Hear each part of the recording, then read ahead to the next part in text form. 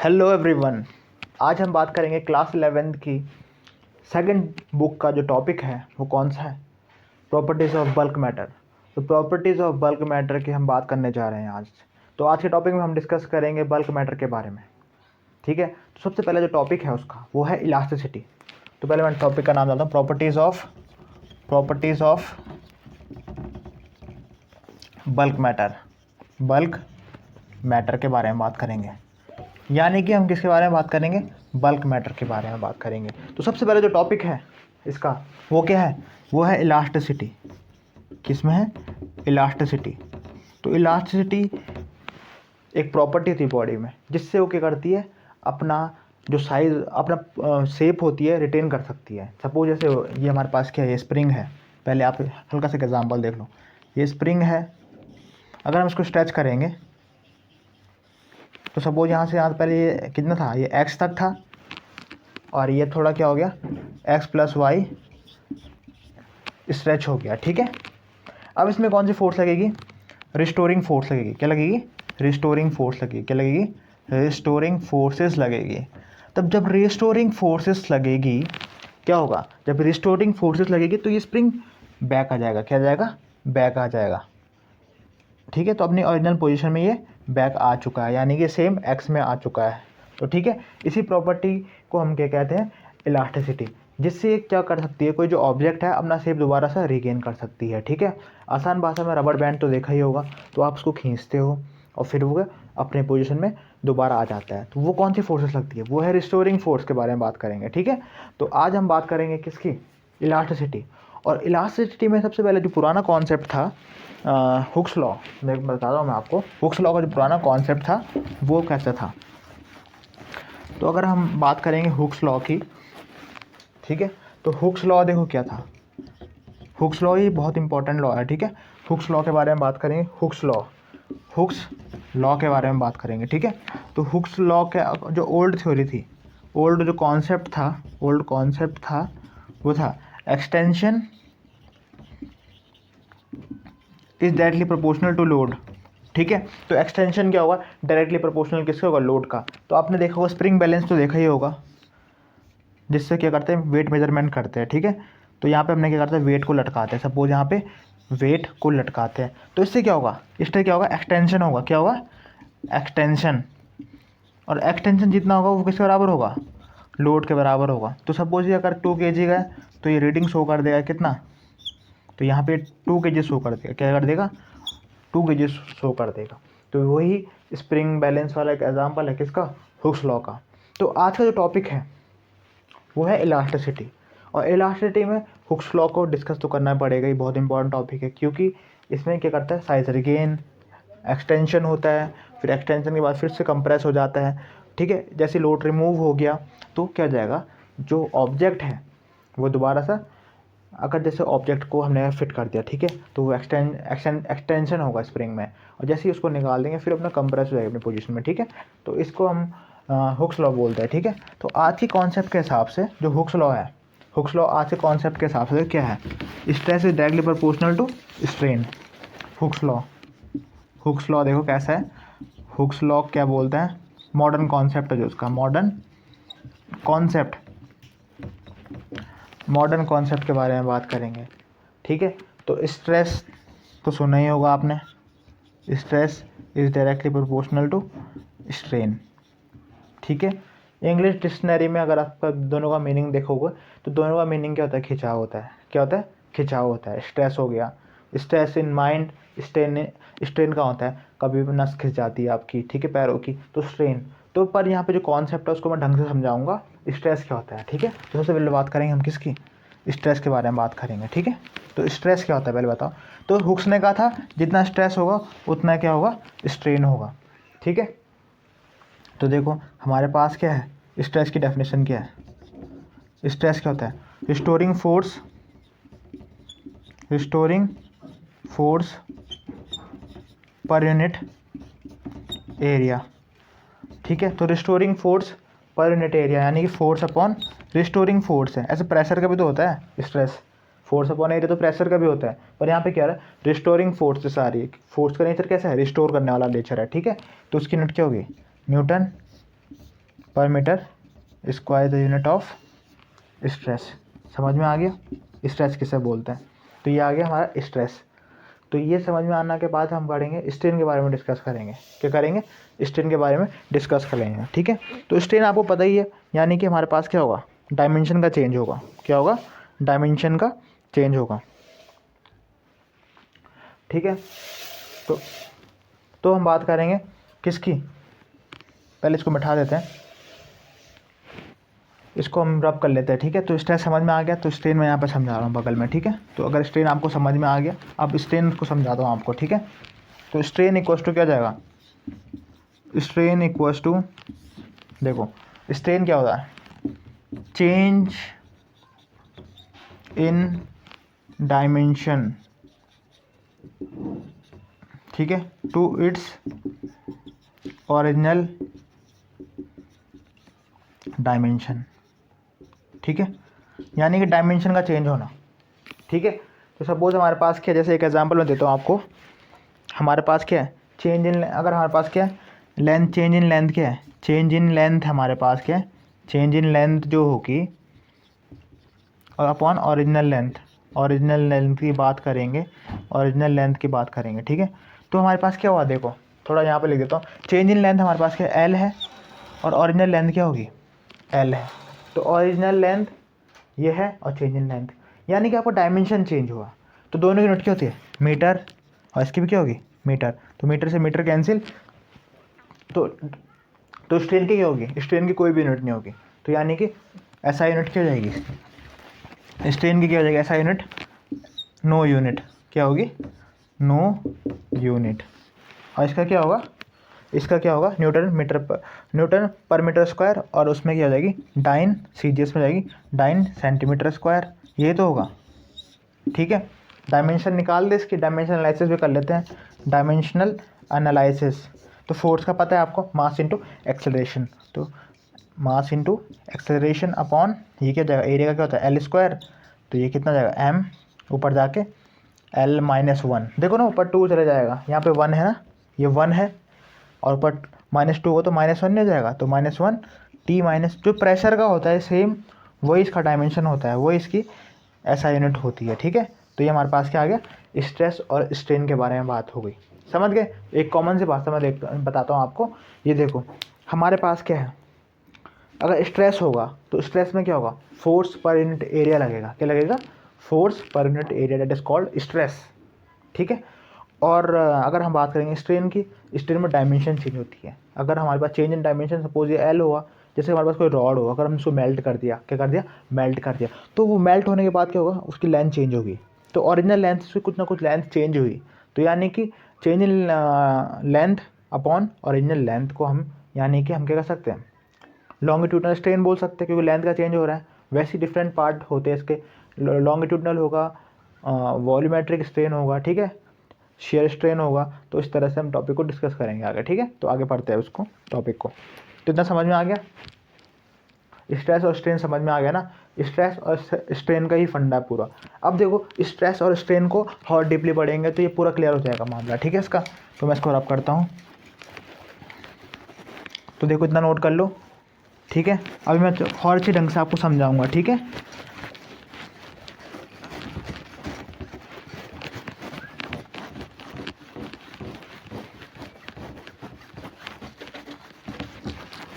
अब देखो इसको सॉल्व करने, इसके न्यूमेरिकल क्या होते हैं, बहुत सारे पूछे जाते हैं एग्ज़ाम पॉइंट ऑफ व्यूज़ में। ठीक है, अब मैं आपको और ढंग से बताता हूँ। अभी हमने बात करी किसकी? हमने बात करी स्ट्रेस की। किसकी बात करी? स्ट्रेस की। और किसकी करी? स्ट्रेन की बात करी ना। अब इसमें क्या होगा? स्ट्रेस कैसे टाइप का होगा? दो होगा। नॉर्मल स्ट्रेस होगा, क्या होगा? नॉर्मल स्ट्रेस होगा, और एक क्या होगा? एक हम बोलेंगे टेंजेंशनल स्ट्रेस बोल सकते हैं, टेंजेंशनल स्ट्रेस। ठीक है, टेंजेंशनल स्ट्रेस और ये, ठीक है। तो नॉर्मल स्ट्रेस, इसमें देखो हम बात करेंगे किसमें? लॉन्गिट्यूडनल स्ट्रेन, लॉन्गिट्यूडनल स्ट्रेन पहला। देखो इसमें लॉन्गिट्यूडनल बोले तो लेंथ में चेंज होगा। दूसरा क्या होगा? दूसरा हम बात करेंगे किसकी? लॉन्गिट्यूडनल तो हो गया, फिर दूसरा जो कॉन्सेप्ट है वो है वॉल्यूमेट्रिक स्ट्रेन, वॉल्यूमेट्रिक स्ट्रेन के बारे में। और तीसरा क्या होगा, तीसरा हमारे पास किसका है, वो हमारे पास शियर स्ट्रेन बोल सकते हैं हम, शियर स्ट्रेन। ठीक है, शियर स्ट्रेन यहाँ पे एंगल चेंज हो जाएगा, बताऊँगा पूरा एक एक करके बताऊँगा। ठीक है, नॉर्मल स्ट्रेस अगर कोई हमारे पास ऑब्जेक्ट है, देखो हमारे पास कोई, अगर ये हमारे पास क्या है, कोई ऑब्जेक्ट है, अगर ये कोई भी हमारे पास जो फोर्स लग रही है परपेंडिकुलर लग रही है, कोई भी स्ट्रेस परपेंडिकुलर लगेगा तो वो क्या होगा, दिस इज कॉल्ड क्या होगा, नॉर्मल स्ट्रेस होगा, है ना, परपेंडिकुलर लग रहा। अब टेंजेंशनल क्या होगा, टेंजेंशनल मतलब जो स्ट्रेस लगेगा किस तरह से लगेगा, देखो ये तो इस तरफ लगेगा यानी पैरेलल लगेगा इसका, या इधर से लगेगा इसका एंड पॉइंट में, या इस तरफ लगेंगे, तो टेंजेंट साइड्स में लग रहे हैं, तो ये तो इस तरफ लगेंगे, तो यानी कि इसके एजेस में लग रहे हैं, एजेस यानी कि जिसके एज इसके पैरेलल जाएगा, क्या जाएगा, पैरेलल जाएगा, पैरेलल हो रहा है इसमें, क्या हो रहा है, पैरेलल। और नॉर्मल स्ट्रेस में क्या हो रहा है, डायरेक्ट लग रहा, कोई सरफेस में ऐसा लग रहा है, कॉमन सी बात है ना, इस तरह ये सरफेस हो गया, surface and this is stress, तो ये कौन सा स्ट्रेस हो गया, नॉर्मल स्ट्रेस हो गया, क्या हो गया, नॉर्मल। अगर सरफेस कुछ ऐसा है और इसके पैरेलल जा रहा है तो कौन सा स्ट्रेस हो गया, टेंजेंशनल स्ट्रेस हो गया, क्या हो गया, टेंजेंशनल स्ट्रेस हो गया। तो ये समझ में आ गया होगा आपको। ठीक है, तो ये टॉपिक क्या है, बहुत इंपॉर्टेंट है। इसके बाद हम क्या करेंगे, डिस्कस करेंगे यंग मॉडुलस, जब करेंगे मॉडुलस ऑफ रिजिडिटी करेंगे, बल्क मॉडुलस डिस्कस करेंगे, तो ये चीज़ें काम आने वाली है। ठीक है, तो आप इसको ढंग से वो करो, उसको मेमोराइज़ करो या इसको समझो। ठीक है, समझना सबसे बड़ी बात होगी इसको, अगर आप समझोगे और आप कभी भी नहीं भूलोगे ना, तो आप फार्मूला भूल जाओ, आप याद करोगे तो फार्मूला भूल जाओगे। ठीक है, तो अब अगला देखो कैसे इस करेंगे। अब मैं थोड़ा तो ये समझ में आ गया, नॉर्मल स्ट्रेस के बारे में समझ में आ गया, नॉर्मल स्ट्रेस टेंजेंशनल स्ट्रेस समझ में आ गया। स्ट्रेन के बारे में बात करूँगा तो मैं क्या कर रहा हूँ, स्ट्रेस को मिटा रहा हूँ। ठीक है, तो स्ट्रेस को हम क्या कर रहे हैं, रब कर रहा हूँ मैं। ठीक है, तो देखो किस तरह से ये सॉल्व करना है वो देखो, वो सबसे इम्पॉर्टेंट बात है। तो अब बात करेंगे किसकी, अब मैंने बात की स्ट्रेन की, तो मैंने पहला स्ट्रेन लिखा हुआ, कौन सा स्ट्रेन है, लॉन्गिट्यूडनल स्ट्रेन। तो लॉन्गिट्यूडनल मतलब लेंथ में चेंज आएगा जो, तो यानी कि हमारे पास क्या है, change in length upon original length. तो देखो हमारे पास क्या है, एक ऑब्जेक्ट है, ये रॉड समझ लो, रॉड है, अगर हम इसको हीट कर दिया या कोई जो एटमॉस्फेरिक कारणों से या एक्सटर्नल काउजेस से क्या हो गई, इसकी लेंथ थोड़ी सी क्या हो गई, इंक्रीज़ हो गई। सपोज़ मैं इसको डॉटेड से ड्रॉ करूँगा, इतना इंक्रीज़ हो गया पार्ट, हो गया ना इतना पार्ट इंक्रीज़, तो मैं बोलूँगा ये कितना इंक्रीज़ हुआ, यहाँ से यहाँ तक स्मॉल एल क्या हो गया, ये इंक्रीज़ हो गया। और ओरिजिनल लेंथ क्या थी इसकी, एल थी, क्या थी, L, original length is L थी ना। तो अब क्या हुआ, चेंज इन लेंथ कितनी हुई, एल हुआ, कितना हुआ, चेंज इन लेंथ कितना हुआ, ये देखो इसके बाद यहाँ देखो चेंज इन लेंथ, यानी कि यहाँ पे मैं लिखता हूँ, इसको मिठा देता हूँ साइड वाले को, तब आपकी कंफ्यूजन ना हो। ठीक है,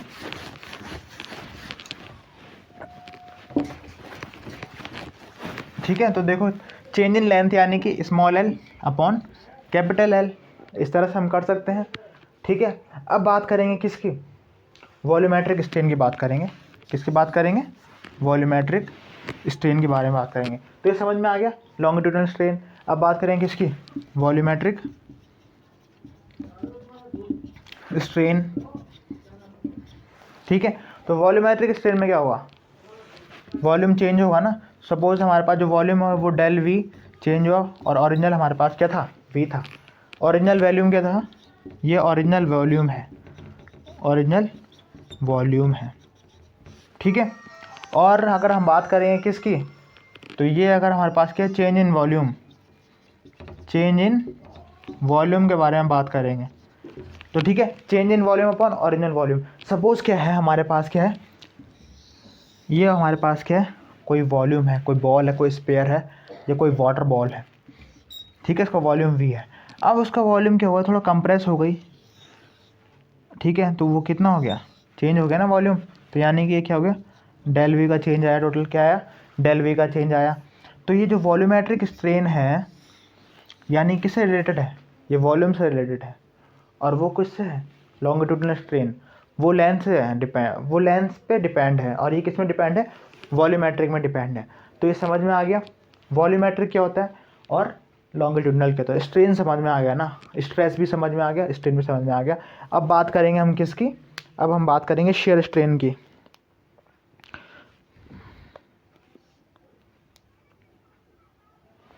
तो शेयर स्ट्रेन में क्या होता है, बॉडी का चेंज होता है, चेंज इन शेप होता है। तो मैं एक चीज़ मिठा रहा हूँ इसमें से, क्यों, मेरे पास क्या स्पेस कम है, ठीक है। तो मैं इसको यहाँ पे ये मिठाता हूँ, लेंथ वाला डायग्राम, ठीक है। तो इसी में आपको शेयर स्ट्रेन के बारे में बात करा देंगे, ठीक है। इसमें तो देखो, अगर हम इसके बारे में बात करें किसकी, अब हम शेयर स्ट्रेन के बारे में बात करें शेयर स्ट्रेन में। तो शेयर स्ट्रेन में क्या होता है, change in shape of body, change in shape of body होता है। क्या होता है, change in shape of body, यानी कि हमारे पास क्या क्यूब है, क्या है, क्यूब है, ठीक है। तो अगर हम इसे फोर्स लगाएंगे, क्या लगाएंगे, फोर्स लगाएंगे, क्या लगाएंगे, फोर्स लगाएंगे एक, तो ये जो क्यूब का शेप है वो कुछ इस तरह से हो जाएगा।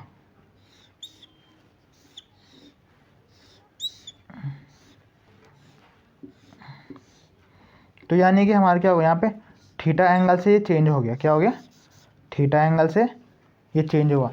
तो यानी कि इसका शेप कितना चेंज हुआ, थीटा एंगल में चेंज हुआ, शेप क्या हुआ, थीटा एंगल में चेंज हुआ। अरे कोई हमारे पास बॉक्स है तो उसको हम क्या करेंगे, पुल करेंगे तो कुछ तिरछा सा हो जाएगा, कुछ एंगल, यानी कि उसका बॉडी का शेप चेंज हो जाएगा, यानी कि थीटा एंगल में उसका शेप क्या जाएगा, चेंज होगा।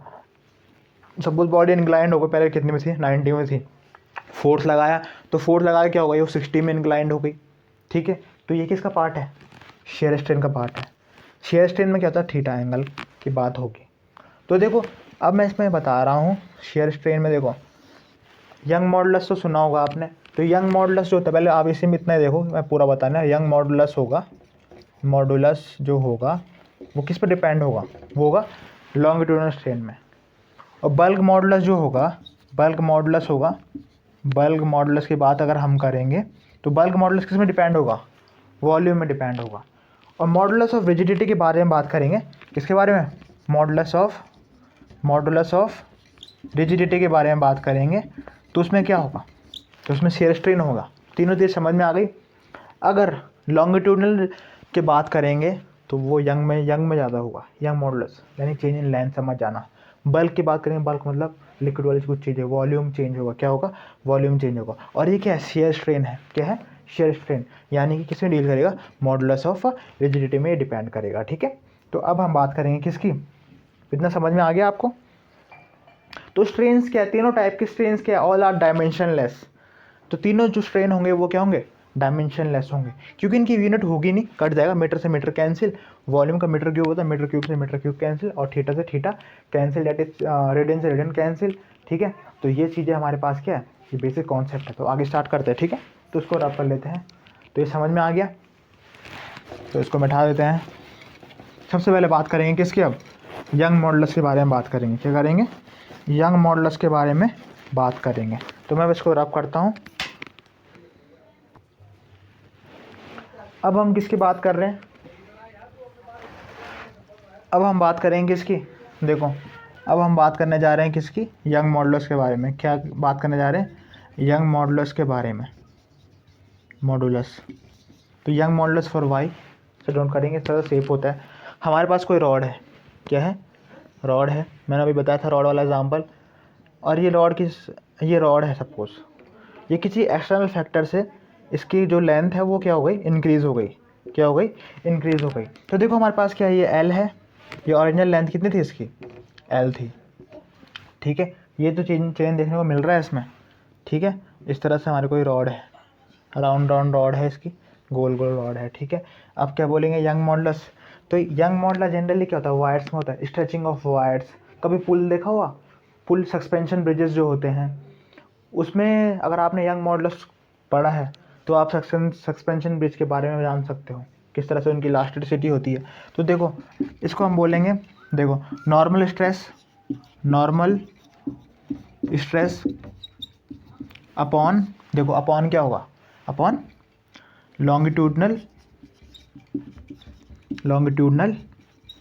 स्ट्रेन के बारे में बात करेंगे, ठीक है। तो अब हमें पता है y है स्ट्रेस क्या होता है? Force per unit area, force per unit area हमारे पास क्या स्ट्रेस है। और लॉन्गिट्यूडनल स्ट्रेन क्या है? तो चेंज इन लेंथ, तो चेंज इन लेंथ कितना हुआ? स्मॉल एल हुआ अपॉन ओरिजिनल लेंथ। तो देखो क्या होगा, तो ये F upon A into L upon small L, तो जाएगा कितना? F L A L. क्या हो जाएगा? F L A L.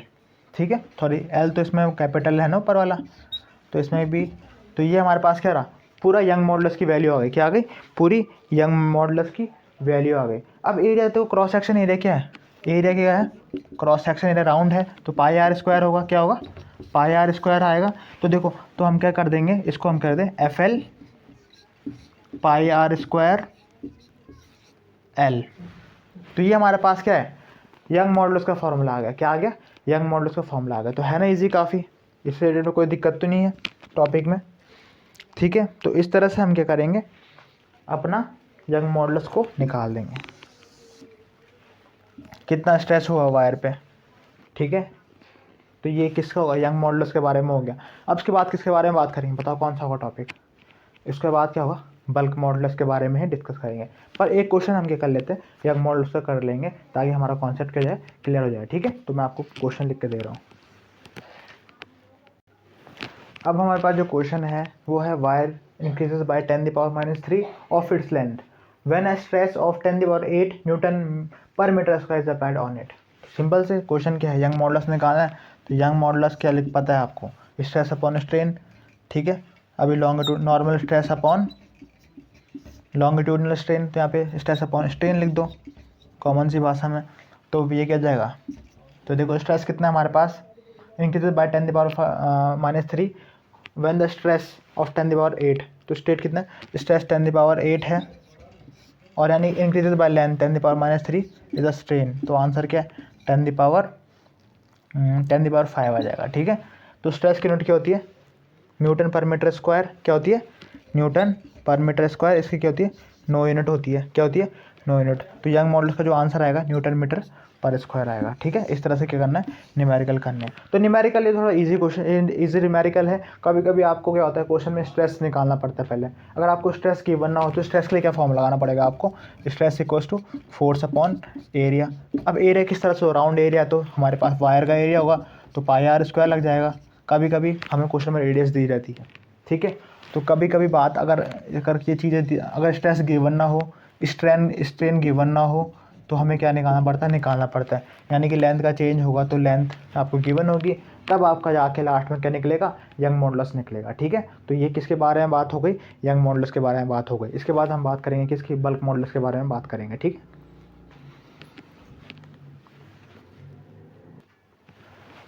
अब हम बात करेंगे किसकी? अब बल्क मॉडुलस के बारे में बात करेंगे। किसके बारे में बात कर रहे हैं? बल्क मॉडुलस के बारे में बात कर रहे हैं। मॉडुलस, तो बल्क मॉडुलस क्या है? वॉल्यूम से रिलेटेड है। किससे रिलेटेड है? वॉल्यूम चेंज से रिलेटेड है। वॉल्यूम चेंज से रिलेटेड है। तो देखो किस तरह से होगा। देखो क्वेश्चन, सपोज हमारे पास क्या है, ये हमारे पास कोई स्पेयर है, इसका वॉल्यूम क्या है? v है। क्या है? v है पहले, तो v क्या है? इसका वॉल्यूम है। जैसे एक फोर्स लगती है, कौन सी फोर्स?